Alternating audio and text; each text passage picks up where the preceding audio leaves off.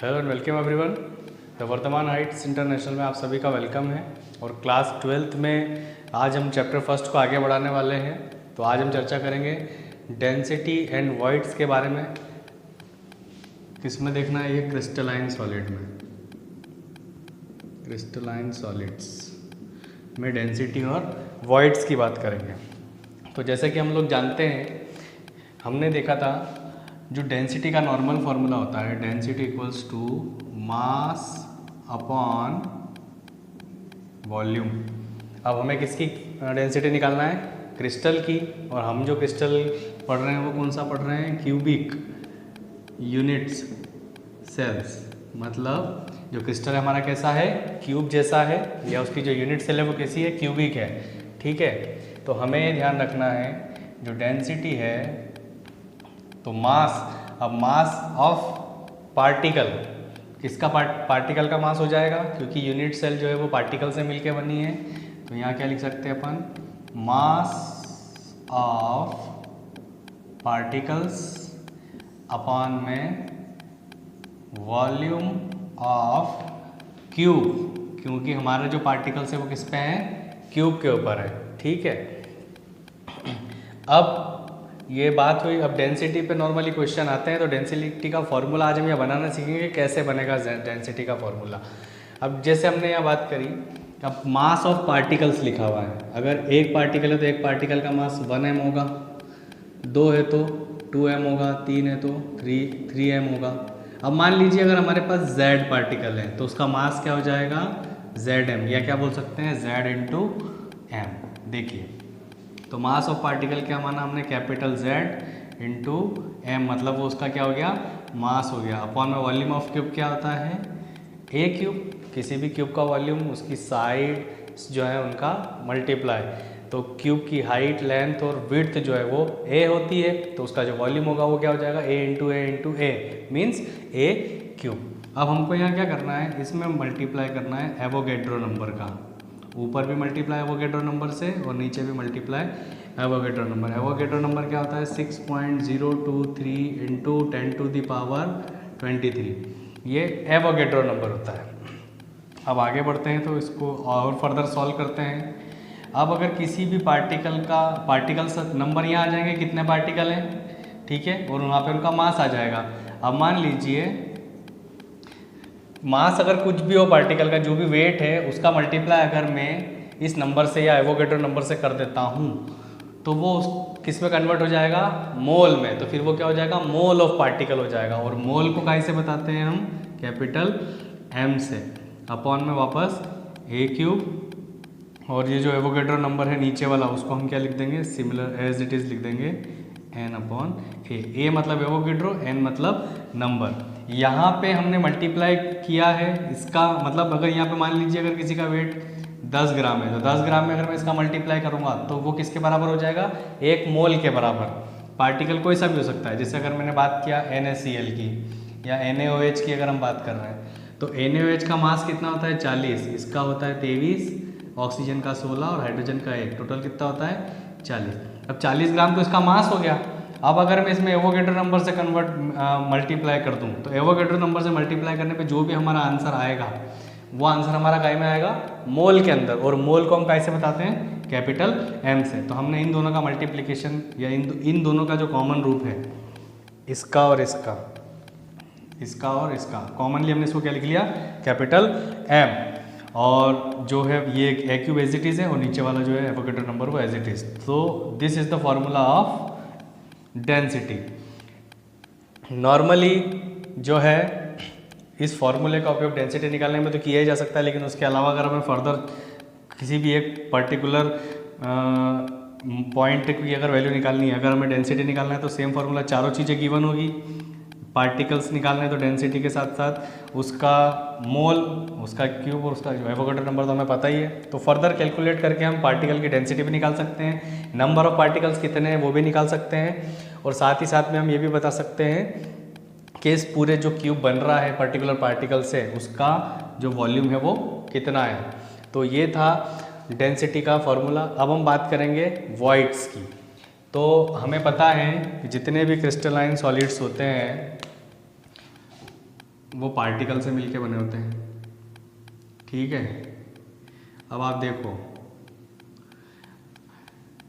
ये मैंने दूर बनाया। नॉर्मली क्या होता है कि ये जो पार्टिकल्स होते हैं ना काफ़ी पास पास होते हैं, एक दूसरे से चिपके हुए होते हैं।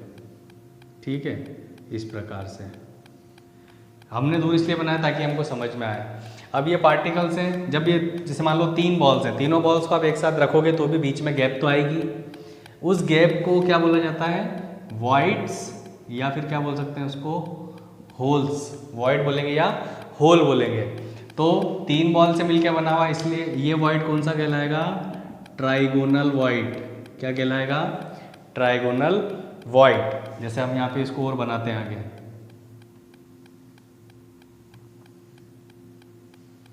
ठीक है, 1 2 3 बॉल है, इसके बीच में गैप है, तो ये ट्राइगोनल वॉइड कहलाएगा। ठीक है, अब एक और वॉइड, ये 3 बॉल है और इसके ऊपर एक चौथी बॉल और मैंने रख दी यहाँ पर, जिसको मैंने कुछ इस प्रकार से। अब 3 बॉल्स का अरेंजमेंट है, चौथी बॉल ऊपर से रखूंगा, फिर भी उसके बीच में गैप तो आएगी, यहाँ पर एक स्मॉल अमाउंट में गैप तो होगी। ठीक है, तो ये भी क्या कहलाएगा? वॉइड कहलाएगा। लेकिन ये कितने बॉल से मिलके बना हुआ है? 4 बॉल से मिलके बना हुआ है। ठीक है ना, अब 4 बॉल से मिलके बना हुआ है, इसलिए इसको क्या बोलेंगे हम? Tetrahedral void. मतलब इसकी जो जितने भी फलक जो फेज होगी वो कैसी होगी? टेट्राहेड्रल। Tetrahedral voids. ठीक है, अब एक और स्पेशल अरेंजमेंट हम यहाँ देखेंगे।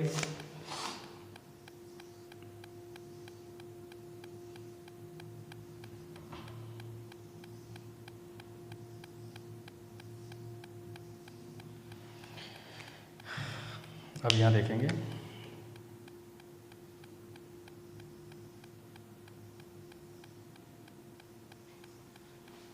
यहाँ पे हम किसकी बात कर रहे हैं?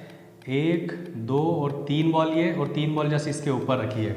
मतलब 3 बॉल हमने अरेंजमेंट कैसा रखा? 3 बॉल्स का कुछ इस प्रकार, और इसके ऊपर जो 3 बॉल रखी वो कैसे रखी हमने? कुछ इस प्रकार। ठीक है, तो 6 बॉल से मिलके भी एक अरेंजमेंट बन रहा है, तो उनके बीच में भी क्या रहती है? यहाँ पर गैप रहती है। और इस प्रकार की जो वॉइड और इस प्रकार के जो होल होते हैं ये कहलाते हैं ऑक्टाहेड्रल। 8 बॉल से मिलके नहीं बना है, ये 6 बॉल से मिलके बना हुआ है, लेकिन जो इसके कॉर्नर होते हैं वो 8 कॉर्नर होते हैं, इसलिए जो ये जो वॉइड है वो कौन सा वॉइड कहलाता है? Octahedral voids. अब इन वॉइड्स का काम क्या होता है? ये वॉइड्स क्या करते हैं? अब जैसे नॉर्मली कोई भी अगर सॉलिड का क्रिस्टल है, अब वो क्रिस्टल क्या करता है? उसमें 2 चीज़ों से मिलके बना है। जैसे हमने बात करा, हमने NaCl का एक क्रिस्टल लिया। ठीक है, इसमें अगर हम देखेंगे तो जो क्लोरीन होता है वो क्या होता है? बड़ा मॉलिक्यूल, मतलब बड़ा आयन होता है, और जो सोडियम होता है वो कैसा होता है? स्मॉल। और क्लोरीन कैसा होता है? सॉरी सोडियम आयन जो होता है वो छोटा होता है, और क्लोराइड आयन कैसा होता है? लार्ज होता है। तो क्लोराइड आयन लार्ज है, तो ये क्या बनाएगा? ये ऐसी बड़ी बड़ी पैकिंग्स बनाता है। अब जो सोडियम आयन छोटा होता है वो क्या करता है? ये जो वॉइड्स होते हैं ना, हमने जो वॉइड्स पढ़े हैं, ये वॉइड्स में जाके क्या हो जाते हैं? फिट हो जाते हैं। क्योंकि बड़ा आयन तो ऐसी बड़ी पैकिंग बनाएगा, वो जो छोटा वाला आयन है वो अपने हिसाब से, अपने रेडियस रेशो के हिसाब से क्या करता है? वो वॉइड्स में जाता है। अब ये तो हमने ये बात करी कि बड़ा आयन पैकिंग बनाता है, छोटा आयन जो है वो वॉइड्स में चला जाता है। अब ये चीज़ें होती कैसे? कौन सा जो है वो किस टाइप के वॉइड में जाएगा, कौन सा आयन किस टाइप के वॉइड में जाता है, वो हम यहाँ पे स्टडी करने की कोशिश करते हैं।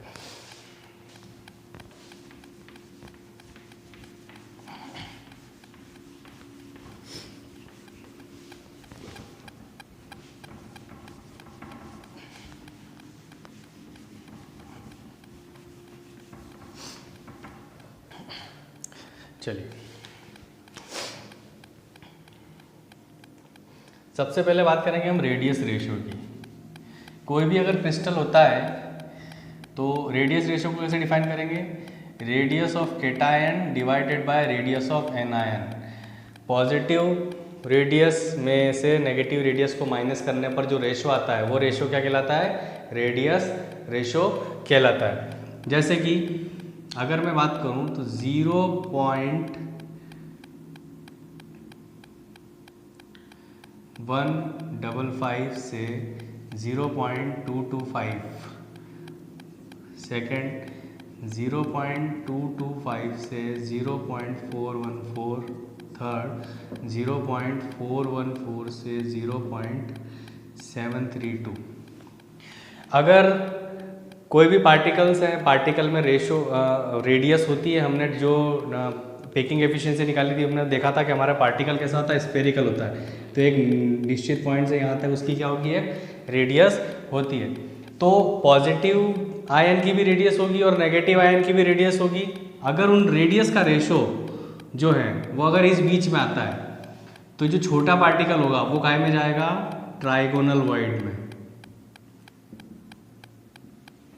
ठीक है, अगर रेडियस का रेशो इस बीच में आता है तो जो छोटा पार्टिकल होगा वो काय में जाएगा, टेट्राहेड्रल वॉइड।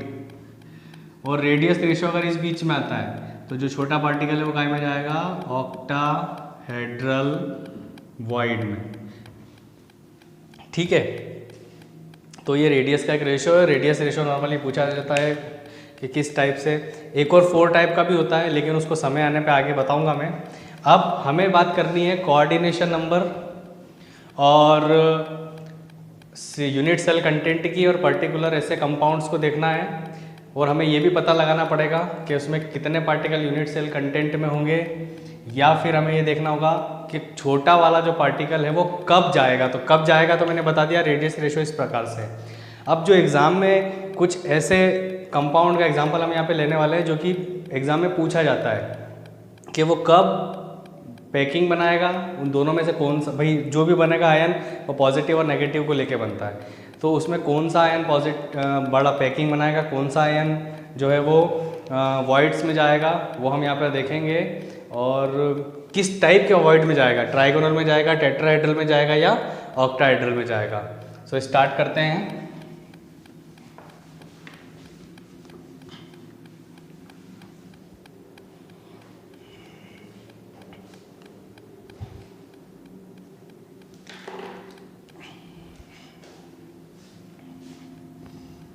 हमने यहाँ पे एग्जांपल ले रहे हैं रॉक सॉल्ट।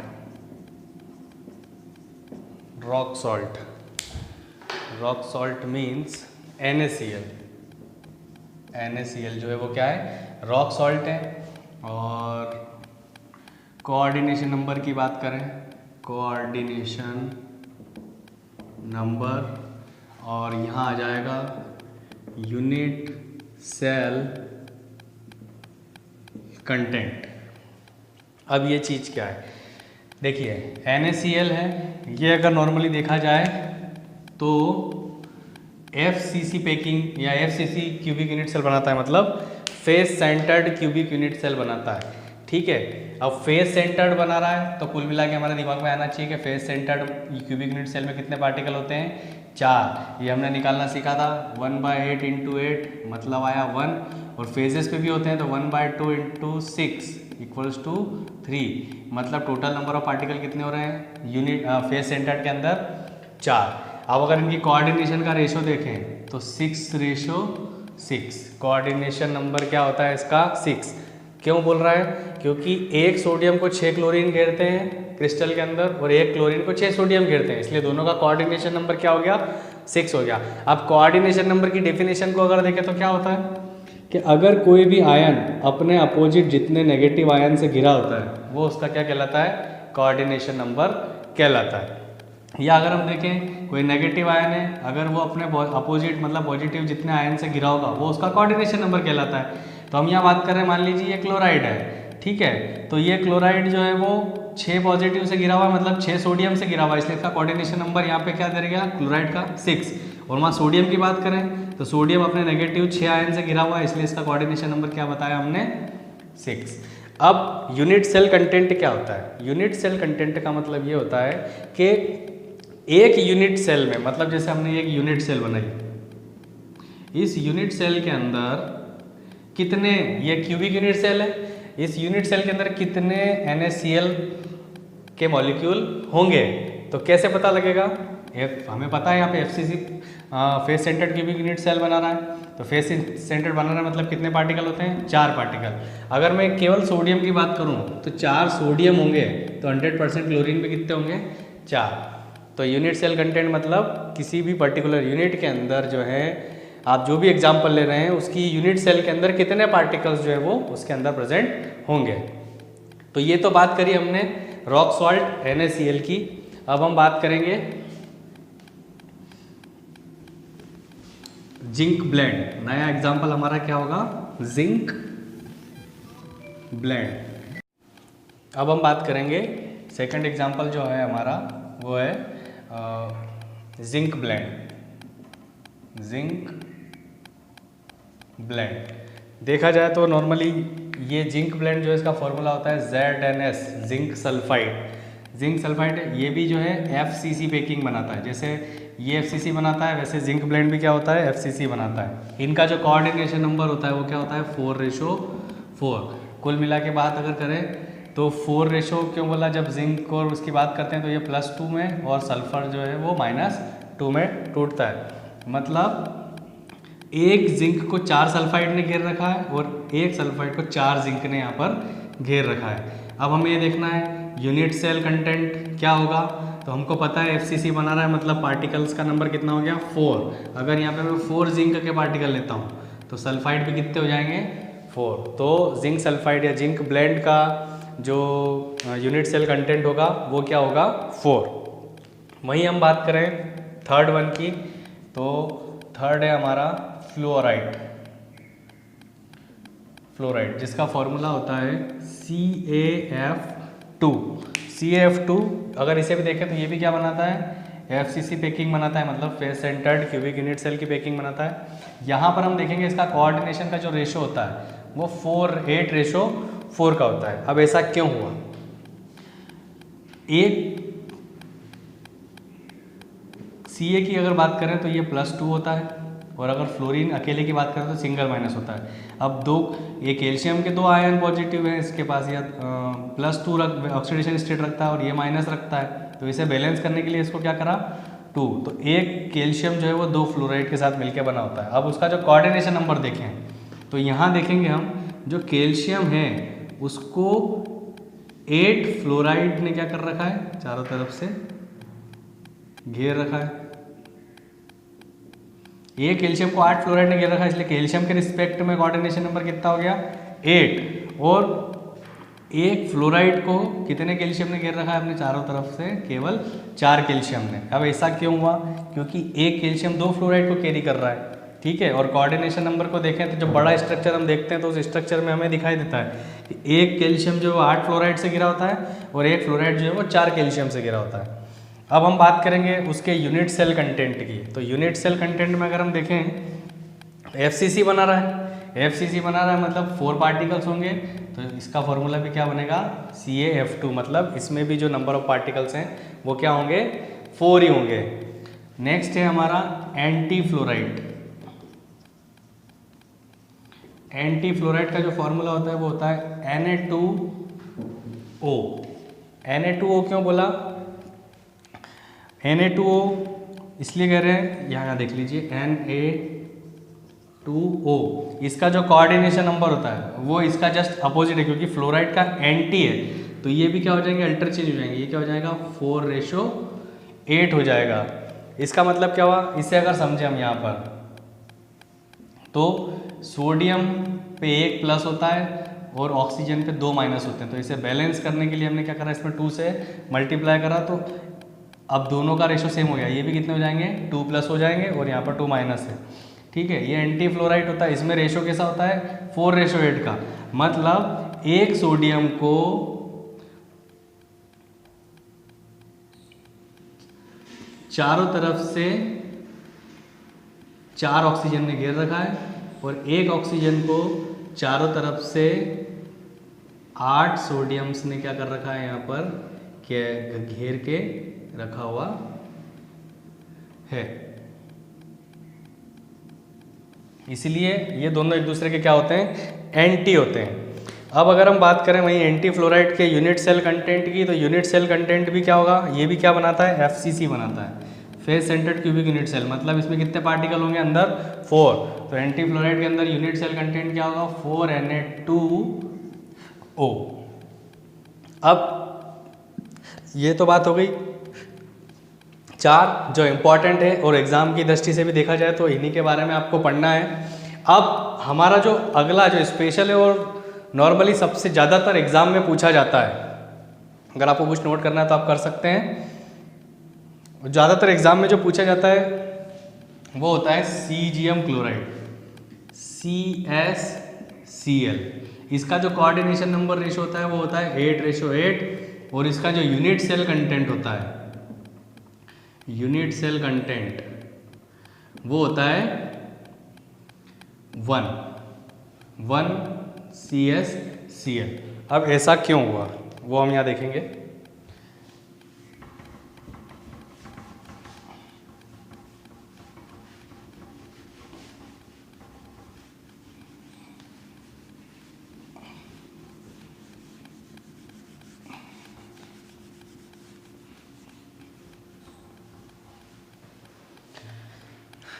हम सीजीएम क्लोराइड की बात कर रहे हैं, यूनिट सेल कंटेंट जो होता है 1 होता है। अब होता क्या है, जब सीजीएम क्लोराइड का जो आयन है, इसमें क्लोराइड क्या होता है, ये बड़ा आयन होता है, लार्ज होता है, और जो सीजीएम होता है वो कैसा होता है, स्मॉल।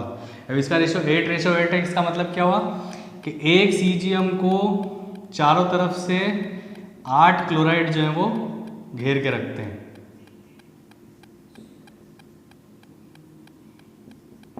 ठीक है, और एक क्लोराइड के साथ भी क्या हो जाएगा, 8 सीजीएम्स होते हैं। ठीक है, तो इसीलिए इसका जो कोऑर्डिनेशन रेशियो क्या है वो ये है। लेकिन ये क्या करता है, इसमें जो रेडियस का जो रेशियो अगर देखा जाए इन क्लोराइड का और सीजीएम का, तो वो रेडियस रेशियो जो है वो काय में आता है 0.732 से 1.00 के बीच में आता है। ये अभी रेडियस रेशियो वाले पॉइंट पे मैंने बताया था, ये 4th टाइप का रेडियस रेशियो वाला कॉन्फ़िगरेशन है। इस बीच में अगर रेडियस रेशियो आता है तो जो सीजीएम क्लोराइड है ये सिंपल क्यूबिक यूनिट बनाएगा, या सिंपल क्यूबिक यूनिट सेल बनाता है। मैंने बताया था कि ये अभी समय आने पर बताएंगे, तो अब समय आ चुका है। सीजीएम क्लोराइड जो है वो एक स्पेशल टाइप का ऐसा कंपाउंड है जिसका रेडियस या कोऑर्डिनेशन नंबर देखें तो 8:8 होता है और सिंपल क्यूबिक यूनिट सेल बनाता है। क्यों बनाता है, क्योंकि इनके बीच में जो रेडियस रेशियो होता है वो क्या होता है 0.732 से 1.00 के बीच में होता है। अब ये तो एक जनरल वे में हमने देख लिया कि ऐसा होता है। सीजीएम क्लोराइड और ये जो है कुल मिला के एक बहुत ही इंपॉर्टेंट होता है एग्जाम पर्पस से। सिंपल क्यूबिक यूनिट सेल बना रहा है तो क्यों बना रहा है उसका रीजन हम ये बताएंगे। इनका जो रेडियस रेशियो है वो जो है 0.732 से 1.00 के बीच में आता है। यूनिट सेल कंटेंट 1 है। अब ऐसा क्यों होता है, यूनिट सेल कंटेंट 1 है तो क्यों है, देखिए आप। और सिंपल कैसे बना रहा है, जैसे मान लीजिए ये क्रिस्टल बनाया मैंने सीजीएम क्लोराइड का। अब सीजीएम क्लोराइड का क्रिस्टल है तो होता क्या है, ये जो अरेंजमेंट बताते हैं ना, ये ए अरेंजमेंट बताते हैं। हमने इसके पहले एक अरेंजमेंट देखा था जिसमें हमने देखा था कि ए बी अरेंजमेंट होता है, और एक हमने देखा था ए बी सी अरेंजमेंट होता है। लेकिन इस क्रिस्टल में ए अरेंजमेंट होता है। वो क्यों होता है, क्योंकि क्रिस्टल के चारों कॉर्नर पे केवल और केवल क्या होते हैं, क्लोराइड आयन होते हैं। क्या होते हैं, क्लोराइड। हर एंड पे क्लोराइड आयन होगा, यहाँ भी क्लोराइड, यहाँ भी क्लोराइड, यहाँ भी क्लोराइड, यहाँ भी क्लोराइड, और यहाँ भी क्लोराइड, और यहाँ पर भी क्लोराइड। और सीजीएम आयन कहाँ होता है, यहाँ बीच में। अगर हम देखें तो ये एक बॉडी सेंटर्ड का एग्जांपल है, पर बॉडी सेंटर्ड नहीं, ये सिंपल क्यूबिक यूनिट सेल है। ये एक छोटा क्रिस्टल है इसलिए सीजीएम यहाँ बीच में दिख रहा है। जब ये क्रिस्टल बड़ा हो जाता है तो बड़ा होने की कंडीशन में आप जब देखेंगे उस बड़े क्रिस्टल को, तो एक सीजीएम को 8 क्लोराइड घेर के रखे हुए हैं, और एक क्लोराइड को 8 सीजीएम भी घेर के रखे होते हैं, अपने चारों तरफ से कवर करके रखते हैं एक दूसरे को।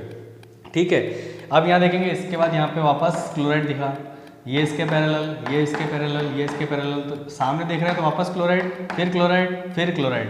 इसलिए यहाँ पर देखेंगे तो ए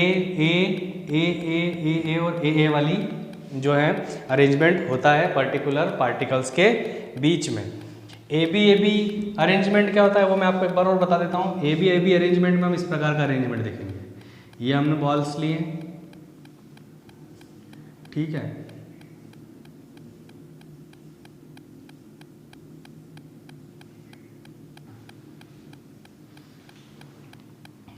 ये देख रहे हैं। अगर इसके ऊपर मैं एक बॉल और रख देता हूँ तो ये अरेंजमेंट कैसा है, ए बी अरेंजमेंट है। जैसे कि ये तीन बॉल रखी है, तीन बॉल के ऊपर चौथी बॉल रखी है, और चौथी बॉल के पीछे एक और बॉल रखेंगे तो वो क्या करेगा, इसी को कवर करेगा। जैसे यहाँ पे बना रखा है, ये तीन बॉल है, तीन बॉल पे ये चौथी बॉल बनेगी। अब इसके जस्ट पीछे एक और बॉल रखूंगा मैं, तो यही वाला अरेंजमेंट दिखेगा, वो इसको कवर करेगा, इस आगे वाली को। तो ये क्या कहलाएगा, ए, और ये क्या कहलाएगा, बी। तो पहले ए फिर बी और वापस फिर ए हो जाएगा। या इसको अगर हम माने, इसे मैं ए मानता हूँ और इसे मैं बी मानता हूँ, तो पहले ये बॉल रखी हुई बी नंबर पे कौन सा है, पीछे वाले तीन पार्टिकल, और एक और पार्टिकल रखेंगे तो वो इसको कवर करेगा, तो वो भी क्या कहलाएगा, ए कहलाएगा। तो ये जो पैकिंग है क्या कहलाती है, ए बी पैकिंग। लेकिन अगर वही बात मैं ये यहाँ की करूँ,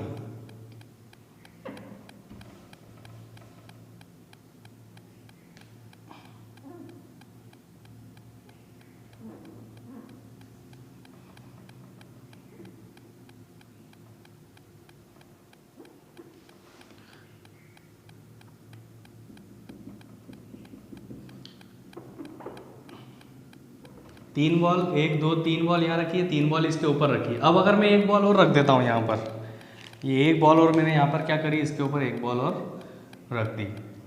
अब आप देखेंगे कि तीन बॉल, ये तीन बॉल को ऊपर वाली तीन बॉल कवर कर रही है, लेकिन अगर मैं इसको रखूँगा तो ये किसी और को पीछे साइड अगर इसके बॉल रखूँगा तो वो इसे कवर नहीं करेगी। तो यहाँ तीन अलग अलग चीज़ें दिख रही है, इसे मैंने ए माना, इसे मैंने बी माना, और ये पॉइंट जो है वो क्या है, सी है। तो ये जो पैकिंग है ए बी सी, ए बी सी, तो इस पैकिंग को क्या बोलेंगे हम, ए बी सी पैकिंग। तो A B packing, A B C packing, और ए पैकिंग। ए पैकिंग किस में मिलेगी हमको, सीजियम क्लोराइड के अंदर। और जो ए बी सी पैकिंग होती है वो नॉर्मली फेस सेंटर्ड के अंदर देखने को मिलती है। So this is all about the coordination number, voids, A B packing, A B C packing और डेंसिटी। इसके बचे हुए पार्ट को हम अगले चैप्टर में, अगले चैप्टर तो यही रहेगा, अगले लेक्चर में प्रिपेयर करेंगे। Thank you very much.